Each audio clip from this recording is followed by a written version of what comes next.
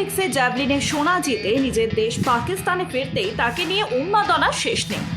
Javelin ছুড়ে নতুন record করেছেন আরশাদ। তাই শুধু পাকিস্তান নয়, ভারতেও তার গুণগান শোনা যাচ্ছিল। তবে কতক্ষণ? সেই গুণগান ক্ষণিকের মধ্যেই বিতর্কের রূপ নিল। মঙ্গলবার ইন্টারনেট জুড়ে ধরা দিল নাদিমের অন্য ছবি। ছবিতে দেখা যাচ্ছে নাদিম তাবিজ কায়ুম এবং হ্যারিস দান নামে দুই ব্যক্তির পাশে বসে আছেন, যারা মারকাজি মুসলিম লীগের মুখপাত্র।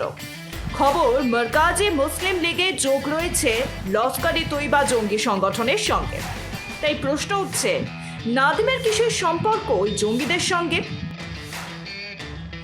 মঙ্গলবার রায় জানানোর কথা ছিল আন্তর্জাতিক ক্রীড়া আদালতে, তবে রায় না দিয়ে পিছনো হলো তারিখ। এই নিয়ে মোট তৃতীয়বার দিন পিছনো হলো। মহিলা কুস্তি সোনার লড়াই থেকে বাতিল হলে রূপোর আশা নিয়ে আন্তর্জাতিক ক্রীড়া আদালতের দ্বারস্থ হন ভিনেস। সেই মতো আদালতের তরফে রায়ের অপেক্ষা। দুবার রায় শোনানোর দিন বদলানোর পর মঙ্গলবার ছিল রায় জানানোর দিন। তবে সেই রায় পিছিয়ে দিয়ে আবার 16ই আগস্ট করা হলো। একদিকে বিতর্ক, অন্যদিকে তাকে নিয়ে উন্মাদনা, উত্তেজনা। তিনি পাকিস্তানে জ্যাভলিন প্লেয়ার আরশাদ নাদিম। সোনা জিতে দেশে ফিরতেই তাকে নিয়ে উন্মাদনার শেষ নেই। এমন অবস্থায় সেই উন্মাদ বাড়িতে পাকিস্তানের পাঞ্জাব সরকার। সোনা জিতে দেশের নাম করতে নাদিমকে 10 কোটি টাকা সহ বিশেষ নম্বরের একটি গাড়ি উপহার দেওয়া হলো। গাড়ির নম্বর 92.97, যা সেই দূরত্ব যা জ্যাভলিন ছুড়ে নাদিম অর্জন করেছেন সদ্য শেষ হওয়া অলিম্পিক্সে। দেশ বিদেশে টি-20 ফ্র্যাঞ্চাইজি লিগের জনপ্রিয়তা বাড়ছে, কিন্তু বিগত দিনগুলিতে টেস্ট ক্রিকেটের জনপ্রিয়তা কমছে ফ্যানেদের মধ্যে। এমনকি খেলতে অনিচ্ছা দেখাচ্ছে তরুণ ক্রিকেটারেরাও।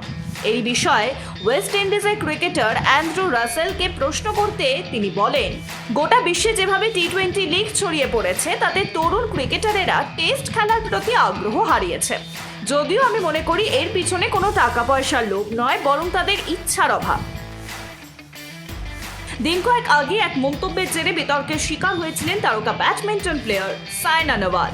বলেছিলেন, নীরজ জ্যাভলিনে পদক আনার আগে জানতেনই না জ্যাভলিনের বিষয়।